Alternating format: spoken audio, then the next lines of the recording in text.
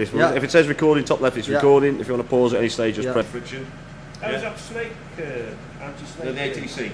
All that is a very basic system which actually applies the brakes when it obviously feels that movement, or detects that movement, I should say.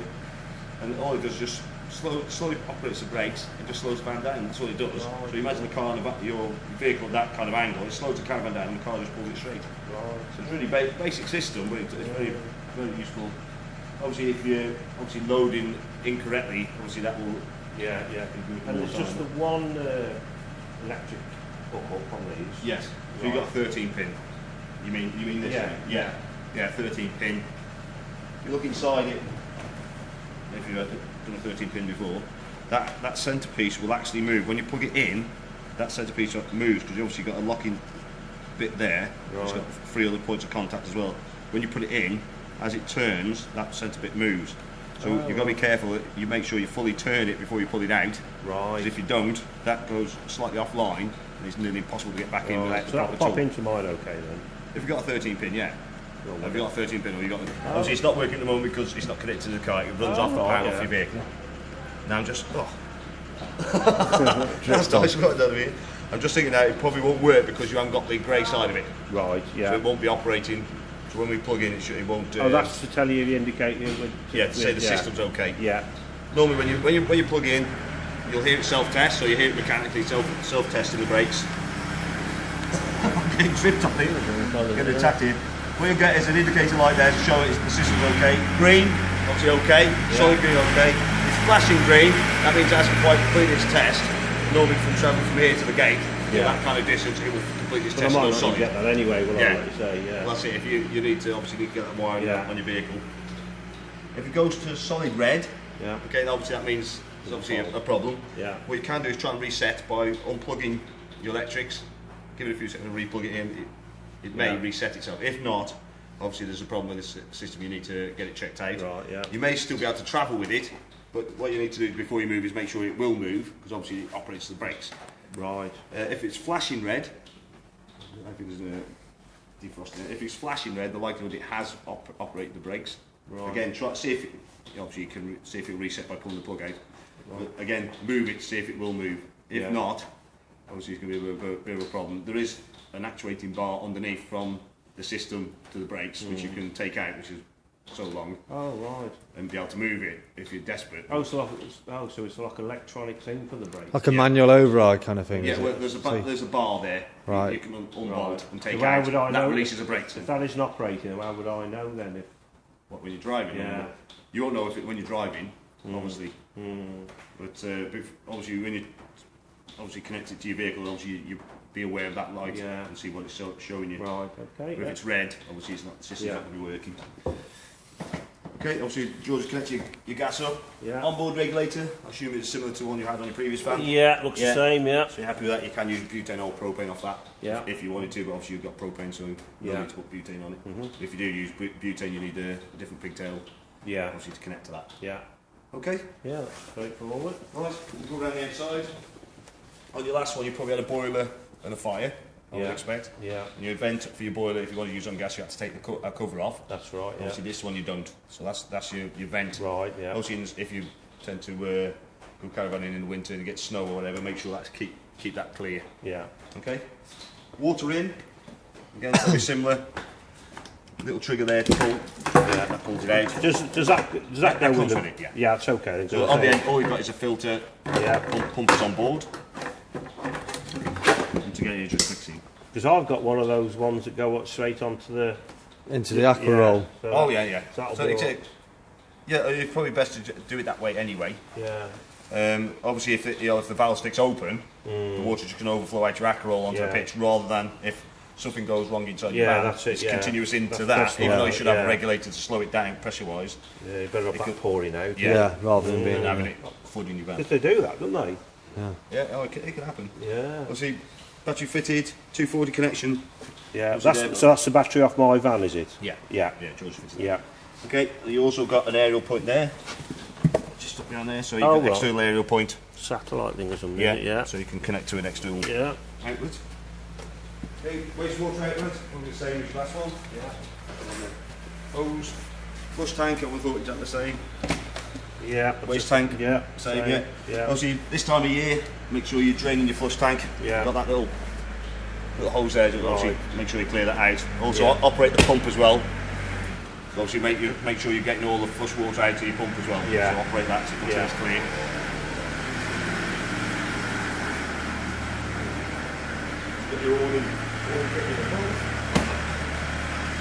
Obviously, got a fair bit of storage under that there. I'm not sure what layout you had in your last one. Yeah, it was the fixed bed at the end, so we had the... Yeah, so you still had that kind of storage. Obviously, be careful. Obviously, you got your drop vents there for your gas. Yeah. If you get a gas leak, so obviously don't block them off. No. Obviously, don't put too much weight beyond the axle. Yeah. Very important that you check your wheel nuts each time. Yeah. Okay, it is 130 newton meters, which is on your panel there. So it does tell you. Yeah. Obviously, you need to check that each time. I will check that before you leave anyway. But, if you take the wheel off, what we recommend is check it, obviously, and then when you put the wheel back on, obviously. You've got torque settings as well for them. Yeah, it's 130 meters there. Yeah. It is in your handbook as well. And you check the tyres or something, did you? Something about the tyres, they check? Well, they always check. Yeah. Check the tyres. The age of them or something. Yeah. If it's close to its 5-year life, they always change. Yeah.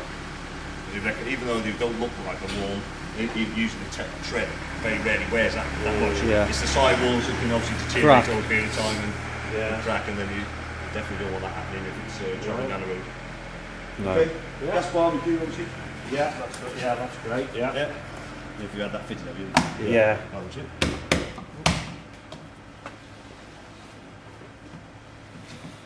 Not closing properly. Get the engineer just have a look at that. I think it's probably just that plastic just wants warming up. It's not clicking together, is it? Yeah. It's just that little click bit of plastic. Right. Inside you'll feel the warmth of it in a minute. Keys, key lockers, so you've got one and a spare of each. Yeah. Okay, if you like to go inside. Okay. One on the right, obviously is your main control panel for the switch your 12-volt systems on and off. Yeah. The control panel's asleep at the moment. If I just press any button, it will just light up what was up and running. So water pump switched on, 12-volt switched on, 240's connected, ledger battery's connected. If I click the view levels, it gives you your ledger battery. Is this the same as on that? Yeah. This will be the same. Yeah. That's different. Right. Okay. Yeah. Slightly different control panel. Yeah. But his is probably it's more simpler control panel than yours, but it's not too bad. I'll go through that in a second anyway. Yeah. Okay, so to get the water in, one of the first things you do is exactly the same as what you've done with the previous one. Right. Just underneath here is your, you can see down there. Down there is your drain. Yeah, the yellow. See that, the yellow drain. Yeah. Obviously, so that's up for. Yeah, up for draining. Obviously make sure you drain it again for winter. Open all the taps so it allows the air to run through. It's best to leave the taps open as well, so it doesn't push any pipes out. While we're down here, we've got your consumer unit. Yeah. Probably something similar you may have had on your last one. Like an inverter, yeah. What's that? Yeah, so that is Inverter. your charger. That is. Right. That charges your battery off 240. Yeah. That's to switch it on. So you can leave that switched on obviously when you're plugged in 240. Yeah. Heating and hot water, the orange one. So that isolates your power to your boiler. If you don't want to use electric, if you do want to, obviously switch it on. Yeah. Obviously the one on the right is spare, which is not connected to anything. Reverse polarity, if you go on the continent, they've obviously got electrics that are slightly differently wired than us. If you plug your electrics in, come in, have a look. That's just the light, and that will just tell you that it is reverse. So you need to obviously get an adapter to operate off their electrics. Yeah. 240 trips, obviously on the bottom right. Info note there. Obviously fuses. Info note there.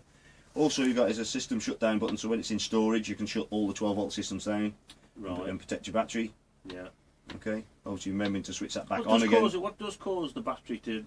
Well, there's always something running in the background which will drain your battery. Yeah, I've done that a few. I've left it say a month or so. Yeah. I've come to it in the battery. It's all in one system, so that's why you've only got one isolating for the electric. Control panel is this one here. See the bottom left is your on-off button, which is lit at the moment. Obviously, if there's any fault, you'll get a red flashing light in that one.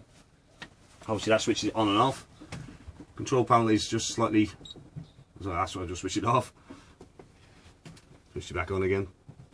So if you want to change the temperature, obviously this first button here, you see it says winter in the brackets, so you can put it to summer setting if you wanted to, which would just do your water heating rather than your heating. But there again, you just bring the temperature below what the room temperature is anyway, so that the heating won't come on anyway. So it's obviously thermostatically controlled.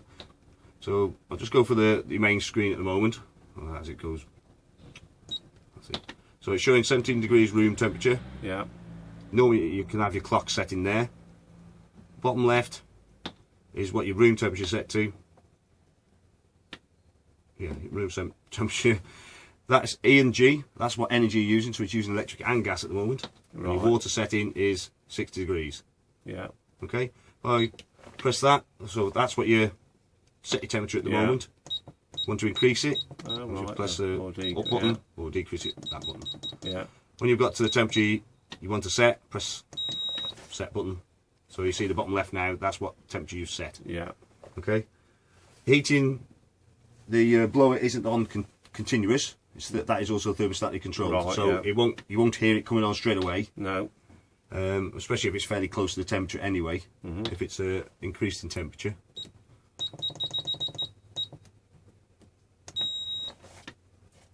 You may, I think it's just ticking over by the sound of it. But if it's once a big increase in temperature, the fan will increase to get up to heat. That's it. Okay. So this one, next one, obviously you see a flame in the plug. So that's your energy. Yeah. See, the one that's highlighted is the one that's in operation at the moment. Right. Yeah. That's the arrow on the left is what you need to line up to whatever. If you want to change it to gas powered. Yeah. That arrow's got to be alongside it, and then you press set. And that's it. And that's now on gas. You see on your bottom of the screen now it's just G. Right. Okay. What happens if, say, you're running out of gas? Well, you can run it on electrical or gas or both. I mean, say you're running it and it's run out. It will let you know. It'll let you know. It'll tell you that obviously it's failed. Yeah. The gas has failed on it. Right. Okay. If you've got it running on electric as well. So if you wanted to run it on both, so obviously it'll go to the.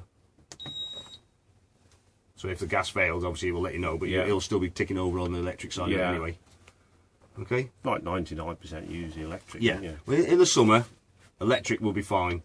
So these up here. So that you got 4 amp, 8 amp. So that's roughly equivalent to around about 900 watts on the 4 amp and 1800 watts on the 8 amp. The only problem with that, that's good for the summer, because most of the time you're just going to be heating your water. If you can hear the fan increasing a bit now. So it's just in the winter it may struggle to get the heat that you require on just electric. So 1800 watts is not a lot, is it? No. You think about it. On your old fire, you probably had 2 watts, 2 kilowatts, sorry, or 2000 watts. Whereas this has only got 1.8 on electric. I get you. Yeah. So it's probably better if you are going to use it in the winter to have a mixture of electric and gas. Right. Yeah. Okay. So happy to set your power. Right, well, I'll just bring it back to. I'll put it onto electric, save the gas. Well, I was. The only option you've got for winter is either no water heating on at all, or 60 degrees. Obviously, highlighted one, that means that's what it's on. Right. Yeah. Okay. If you want to change it, I didn't want to do that one again. Keep pressing the wrong button. Right. So if you want to change it again, you've got the arrow there. Just press the arrow up or down until it's alongside the one you want. Press set. So that's just water off now. Yeah. So it's set to 0 degrees. Obviously you wouldn't want to be doing that. Unlikely. The difference with this one, water heating, and in your previous one, if you had no water in that boiler and you switched on power on for electric, the likelihood it was going to knock it off on the element, or you could damage the element, or it'd shut off. For this one, in the menu, press set. So on this one you've got timers. Yeah. So at the moment it's saying no clock, so obviously you need to set your clock. Yeah. So again, where your arrow is, set clock, yeah. Press set, and all you do is just up and down the time. Oh, wrong one. 10. Can't read my watch this morning. And obviously you just move the arrows across.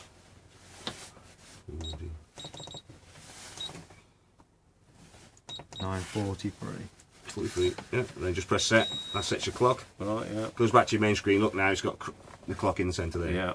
So if you want to use any timers now, it's now giving you that option now. So you can switch timer on and off, but obviously you need to set the timer. Again, arrow down until you find set timer. Press set. Then you've got your start. You can set your start times, your stop time. You can set what water temperature you want it to come on at. and also your temperature, what temperature you want that to come on at as well.